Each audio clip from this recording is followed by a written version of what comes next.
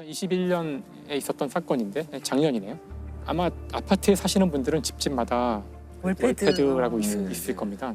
거기서 이제 누가 오면은 거기 화면이 뜨고 그걸 보고서 인터폰으로 사용하면서 문 열어둘 수도 있고, 이제는 핸드폰과 연결을 해서 반려견이 혼자 있어도 확인해 볼 수도 있고, 뭐 이렇게 진화를 했는데, 문제는 이제 이렇게 인터넷에 연결된 집에 있는 전자장치, 컴퓨터 장치들이 해킹을 당할 경우 어떤 일이 벌어질 수 있는지를 보여주는 사건이 벌어진 거죠. 경찰청 사이버 테러 수사대는 일부 공동주택의 월패드가 해킹돼 촬영 영상이 유출된 정황을 확인하고 수사에 들어갔습니다. 월패드 카메라에 찍힌 사생활 영상을 다크웹에서 판매한 정황도 포착됐습니다. 인터넷 커뮤니티에 월패드 해킹 아파트 명단까지 떠돌면서 월패드가 설치된 아파트 주민들은 불안감을 호소하고 있습니다. 경찰은 영상 유출이나 유통 사실 등이 확인되면 정보통신망법 위반과 불법 촬영 혐의를 적용해 해커 검거에 나설 방침입니다. 월패드를 해킹해서 영상을 그 다크웹에 올렸는데 대략 한 700여 단지, 전국에 걸쳐서 700여 단지가 털렸고요.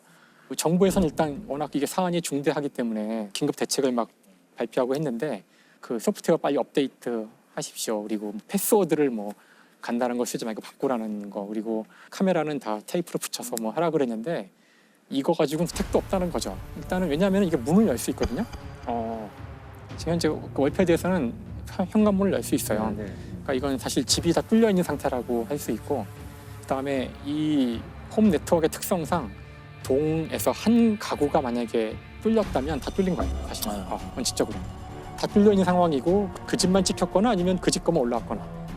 그러니까 이게 다 연동돼 있기 때문에, 특히나 이번에 그 월패드 해킹에 사용된 소프트웨어는 2008년에 많이 돌아다녔던 그런 악성 코드인데, 이게 뭘 의미하냐면은 일반 PC들은 끊임없이 업데이트를 하기 때문에 2008년 거 같은 거는 뭐 그렇죠, 이건 뭐 그렇죠. 전혀 작동할 수가 없는 건데, 그러니까 이 정도도 방비가 안 돼 있다는 걸 보여주는 거죠. 혹시 그 자신이 사는 아파트의 홈 네트워크를 누가 관리하고 전문가가 앉아 있는지 그런 거 아시는 분 계세요? 모르죠. 없죠. 저는 월패드도 어떻게 쓰는지 몰라서 안 씁니다. 그러니까 이제부터 좀 경각심이 생기겠죠. 이제 막 연결되고 있는 홈 네트워크 같은 거의 무방비 상태로 지금 네트워크 연결되는 것들 중에 상당히 위험한 것들이 있고 아무도 챙기고 있지 않다는 거예요. 그래서 이거 중요한 문제가 될 수 있어요. 이게 보안을 위해서 뭘 어떻게 해야 될까요? 보안을 위해서. 홈 네트워크 같은 거는 인터넷에 연결을 할 거라면 전문가가 앉아 있어야 한다는 거예요. 그렇지. 지금 우리 회사나 집에서 지금 인터넷 막는 정도의 그런 능력을 가진 사람들이 거기 앉아 있지 않을 때 함부로 연결하는 순간 다 뚫릴 거라는 거죠.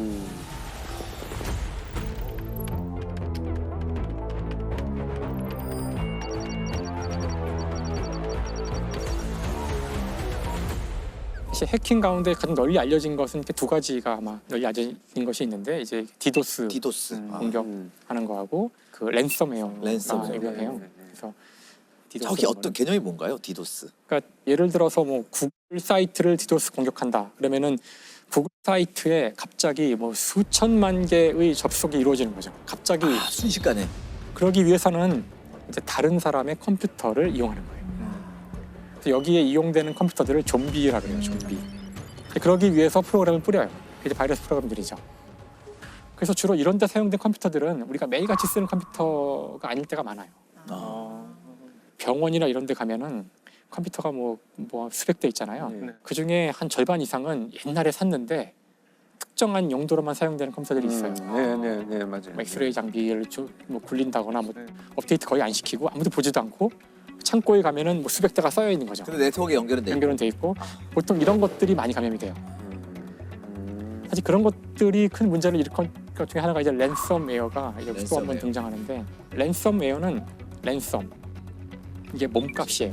몸값. 그러니까 말 그대로 랜섬웨어에 이제 감염이 되면 당신의 데이터는 암호화되었습니다. 그러면서 시작이 되죠. 그럼 이제 망한 거예요. 나는 만질 수 없는 컴퓨터가 된 거네요. 그렇죠. 그래서 랜섬웨어 중에서 가장 유명했던 게 이제 워나크라이라는 랜섬웨어거든요. 이제 그 아주 유명했던 랜섬웨어인데 2017년 5월 12일 그날 딱 이제 발견된 건데요. 150개국의 30만 대의 컴퓨터를 감염시켜서 워너크라이가 유럽을 중심으로 전 세계에 퍼지고 있습니다. 감염된 컴퓨터 한 대가 네트워크를 통해 다른 컴퓨터까지 감염시키는 특성이 있어 기업뿐만 아니라 국가기관, 병원 등에서 빠르게 확산하고 있습니다. 이 워너크라이를 이제 분석을 사람들이 이제 자세히 해봤는데 너무나 정교한 거예요. 너무나 정교하고 여기에 사용된 그 윈도우즈 공격 그 방법이 놀랍게도 미국 이제 정보국이 있어요. NSA라고 미국 정보국인데요. 정보국에서 비밀리에 만들었던 MS를 해킹하기 위해서 그것이 유출된 것 같다는 거예요. 그것이. 이거는 한 개인이나 한 집단이 하기에는 너무나 고도의 기술을 사용했기 때문에 국가 단위의 어떤 공격이 아닐까 이런 의심을. 아예 정책적으로 이거는 그 뉴욕타임스 같은 데서 이건 혹시 북한이 북한 뒤에 얘기도 있는 거 많이 아니냐. 있죠. 북한에 정말 그런 역량이 있나요? 그게 그렇게 될까? 근데 얼마 전에 기사에는 그 해킹으로 벌어들인 돈이 꽤 된다. 아 그런가요? 북한이 사실 그걸로 버텼다. 이걸로 돈을 벌기 위해서 하는 것도 있다고 알려져 있어요.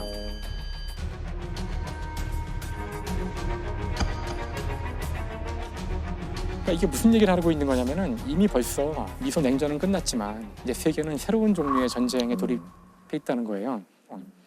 그래서 이미 해킹은 이제 개인의 단순한 이런 것들은 웬만한 거 다 잡아낼 수 있는 상황이 왔는데 네. 국가가 나서서 하는 것이 굉장히 위험한 지경에 사실 이렇게 만들어진 어떤 슈퍼 무슨 컴퓨터 바이러스가 전 세계를 마비시킬지도 모르잖아요. 이거는 뭐 어디서 이걸 누가 준비하는지를 알 수도 없고 네. 정부도 우리가 했습니다라고 발표 안 하니까 일종의 선전포고 없는 전쟁이잖아요. 그러니까 정말 이제 정부를 믿을 수 있냐는 건데 특히 IT 문제에서는 정부라고 제가 얘기했지만 사실 미국이죠. 전 세계의 모든 IT 기업들은 다 미국에 있고 인터넷을 깐 나라가 미국이고 그렇죠. 정보화 산업을 이제 주도하고 있는데 과연 미국은 이 정보의 문제를 어떻게 다루고 있을까? 이제 그것을 보여주는 단적인 사건이 그 유명한 이제 2013년 이제 스노우든 사건이죠. 미 메릴랜드주 국가안보국 정사 깊숙한 곳에 있는 특수부대가 개인정보 수집의 근거지로 알려졌습니다. 민간 해커 등 1000여 명의 정보팀이 상주하며 지난 6년간 정보 수집 프로그램 프리즘을 운영해온 것입니다. Well, I, sitting my desk, certainly had the authorities to wiretap anyone, from you or your accountant to a federal judge to even the president if I had a personal email. 그것이 이제 소위 말하는 미국의 프리즘 프로젝트예요. 프리즘 프로젝트. 프리즘 프로젝트가 있었다는 사실이 밝혀지면서 미국이 발칵 뒤집어지는데 NSA죠. 미국의 정보국이 이 세계에서 여기서 중요한 건 세계예요. 세계. 그 세계에서 이제는, 움직이는 이 정보를 통째로 이제 감청하고 있었다는 거예요. 근데 이 감청하고 있는 정도가 어느 정도냐면은 그 대서양 해저에 깔린 케이블이 있거든요. 인터넷. 그러니까 인터넷이 결국은 이제 전선이기 때문에 뭐 태평양이건 대서양이건 지나갈 때 해저에 케이블을 깔아야 돼요.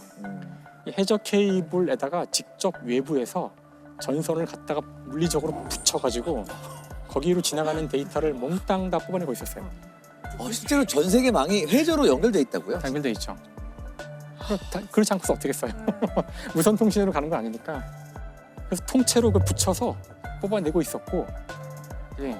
그러니까 그런 일이 오바마 대통령 하에서 진행이 됐고 그에 대해 사과 안 했고요. 여전히 이 사람은 간첩죄예요.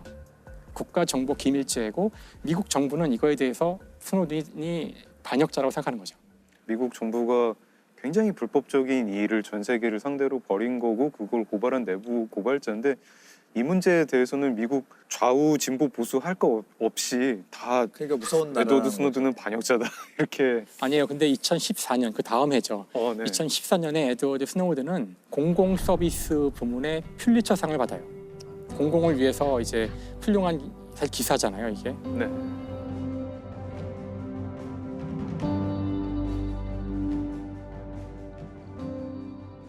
여기까지 얘기하고 나면 해킹이나 이런 그 정보 보안 이런 문제들이 참 이제 가슴 아픈 수준에 와 있지만 원래 해커라는 단어는 원래는 굉장히 좋은 뜻이었어요. 원래 해커의 뜻이 뭐죠? 해킹? 원래는 이게 1950년대 말 60년대 초에 그 MIT에 있는 학생들이 자기가 좋아서 어떤 이익을 바라지 않고 그냥 놀이로 즐기는 행동을 할 때 그거를 해킹한다고 그랬어요.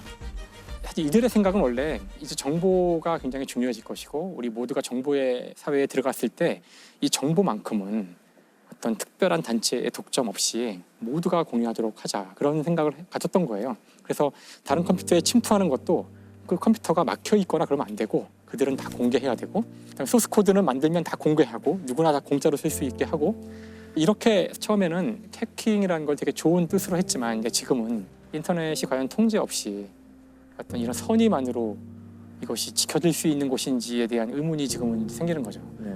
미래에 진짜로 중요한 범죄들이 여기서 벌어질 텐데 문제는 아직 많은 사람들이 이것이 무엇인지 정체도 잘 모르고 있다는 거죠. 그래서 조금 더 우리가 알아야 될 것 같고 그다음에 어떤 것들은 아마 개인의 수준에서 할 수 없는 것들이 있기 때문에 인터넷과 연결된 이 데이터를 다루는 곳에서는 보안에 그에 합당한 관심과 예산이 투입되어야지만 우리 자신의 프라이버시와 정보를 지킬 수 있다. 이 정도 얘기를 할 수 있을 것 같아요.